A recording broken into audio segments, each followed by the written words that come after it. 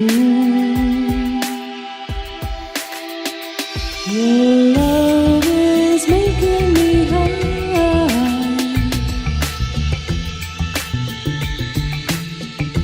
Say hi, I feel I could touch the sky.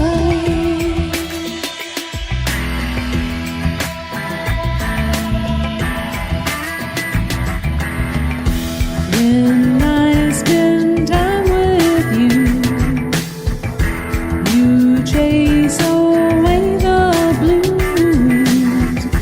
I'll spend my life with you because your love is true. You make me feel brand new. Can't keep my eyes off of you. I know that you feel it too. Because our love is true.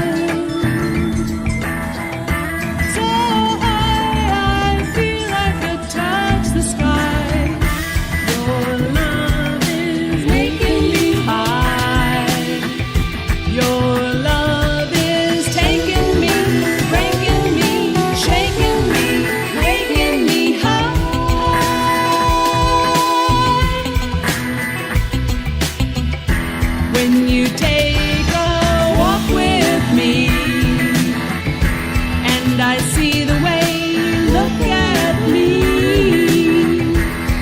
it makes me feel weak in the knees, like slipping into eternity.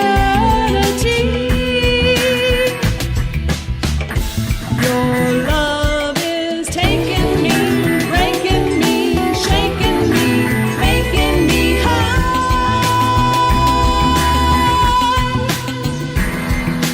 When we stroll down by the sea, feel the sand beneath our feet, and you turn to look at me. It's like slipping into eternity.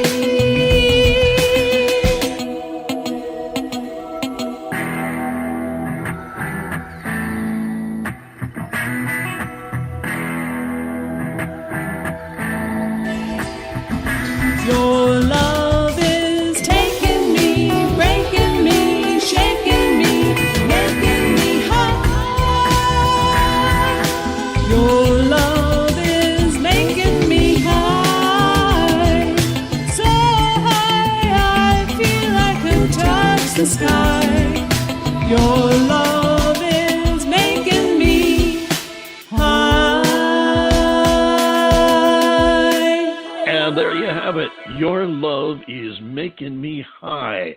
That's Tracy Morris. It must be really neat to be able to take off to a foreign country as she has to Jordan with her husband and just escape everything and concentrate on your passion, the music in her case.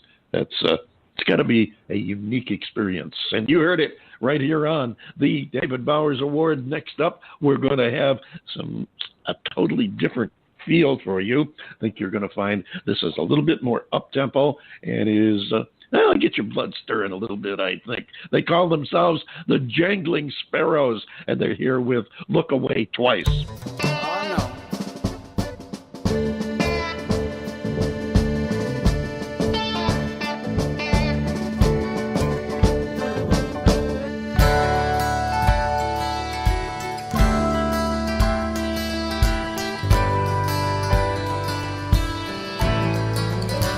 If you look away twice, I'm gonna know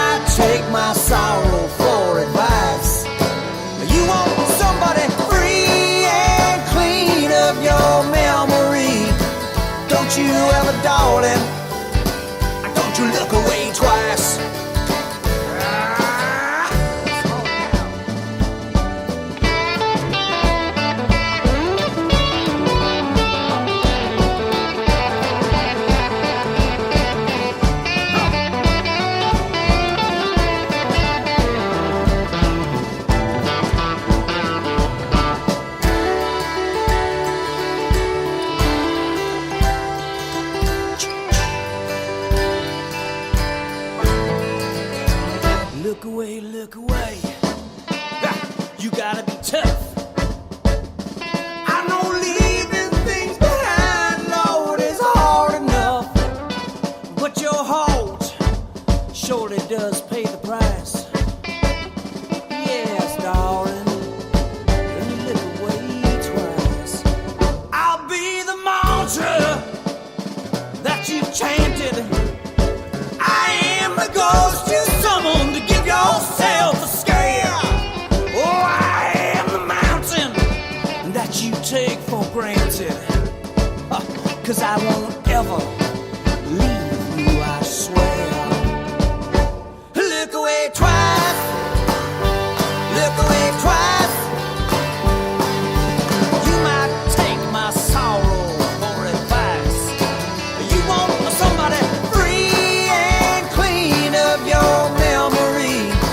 Don't you ever, darling, don't you look away twice. You want somebody free and clean of your memory. Don't you ever, darling, don't you look away twice. Don't you ever, darling.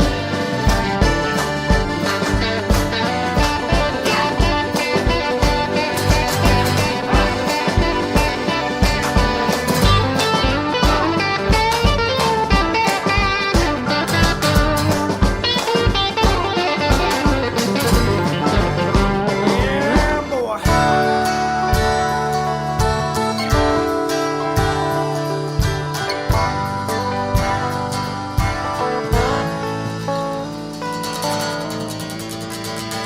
That's Look Away Twice. And from the group who call them Jangling Sparrows, we get to talk with our next guest. And Paul, come on in here and say hello to the folks, ladies and gentlemen. Paul Liedelman, where are you? There you are. Can you hear me now? There you are. I can hear you. Can you hear me? Yeah. Yes, we can. Sounds like a telephone commercial here. Paul, what Yeah. an interesting sound you guys have got. Before we go any further, tell us a little bit about that sound. I'm catching several different influences in there. Describe what you're doing to us. Well, I kind of coined the phrase zydeco, which is, it's goofy. I know it. But just for the real hardcore, like music nerds, I would never go out of my way to like make up some stupid phony name. But it just came to me. So the sound itself, so you're hearing some kind of like, they're flirtations with different feels, right? So you're hearing like a little flirtation with second line, a little bit in the verses, and then you've got that bouncy shuffle beat on the chorus. Right. So the influence came from, it just came from playing. I was doing a duo show, so I'm a songwriter, kind of a pure songwriter, right? Okay. So, and I write a lot in the folk and country and alt country genres and, just rock. So I was doing a duo with my buddy who was playing squeeze, or we started flirting with the squeeze box, and we went to this show, and we get there, and the place is wall-to-wall people, and we don't even have room. The little corner they have, like the musicians set up in, we don't have room to bring the keyboards in at all. So I'm like, I made a command decision on the moment, like, you're not playing keyboards on anything tonight. You're just playing squeeze box because that's all we can fit. So during the course of the show, I just noticed that a lot of the songs that I'm playing, like just something about the squeeze box and the wash, the sonic quality that it has, I just started really playing with different rhythms on a lot of the same songs that I have. And some of those came out like Bo Diddley beats or like ska feels or like second line feels. And both of us went back after that show. We're like, this is good. So I don't know what this is, but this is good. So we started working on it a little more, and then started bringing it to the band. Like, let's take some of these songs and rethink them and do, so then that's what you're hearing. Amazing. Like And that does explain the different sounds that you're getting there. And I don't think you really came up with a goofy name.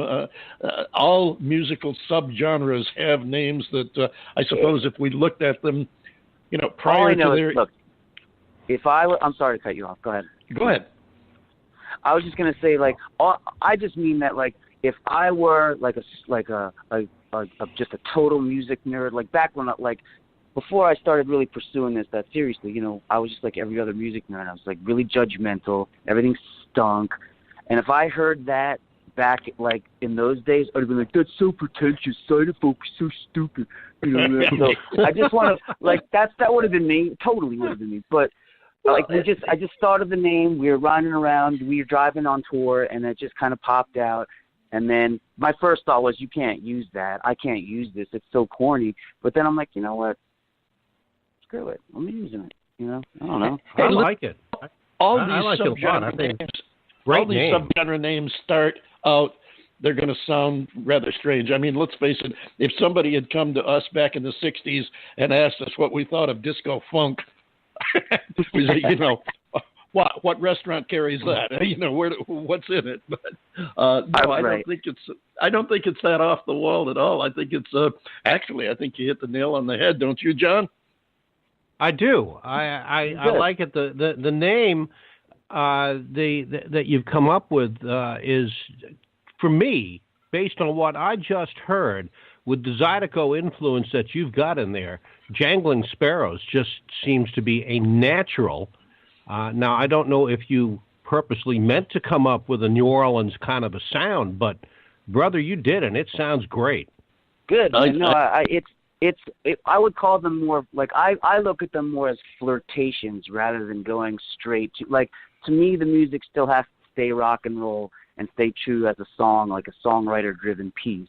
But now I have all these fun new rhythms that I can really look at and see how we can, like, you know, play with some things. You know, it's just a new tool in my tool belt for creating.